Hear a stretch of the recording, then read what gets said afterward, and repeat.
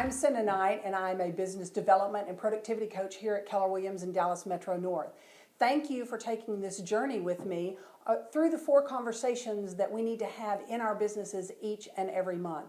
I hope that you learned something today from today's conversation. This week we're talking about the 3rd conversation of the 4 that we should be having in our businesses each and every month. The 3rd conversation is closed transactions. As always, we want to start with what was our goal and where are we?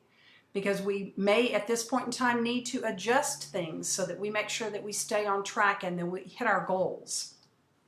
The other thing that we're going to look at is conversion rate. How many listings did we take? How many buyers did we work with? And what percentage of those actually turned into a closed transaction?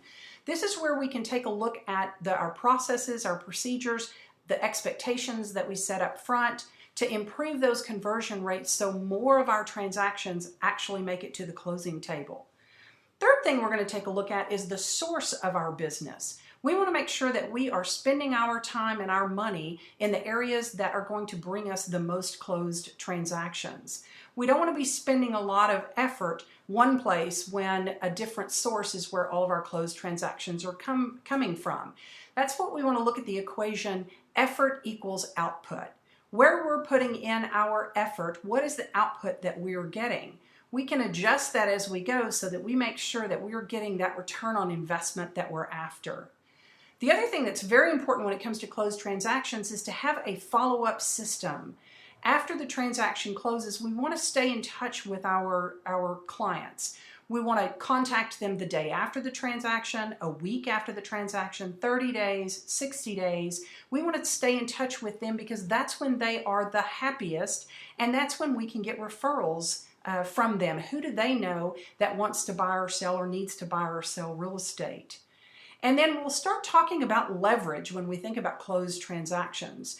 As our business gets larger and larger, it may be time to use leverage in our business. Maybe it's a contract to close person to help us, to take off a little of that paperwork so that we can spend our time on those income producing activities. Could be time for a part-time agent or a part-time assistant or a full-time assistant. And as our business grows, we'll start looking at how to use leverage. Could be just systems that we need to put in place to leverage so that we can get the most out of our time.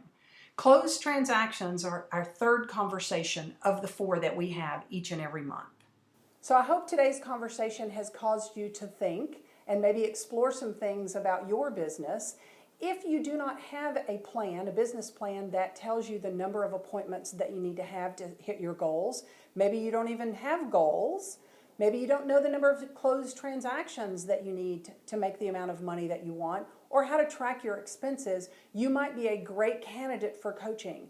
You can contact any of our coaches here at the Keller Williams Dallas Metro North, and we can help you with those conversations. I've included the contact information for all of our coaches below, so please reach out to us. We'd be happy to help you.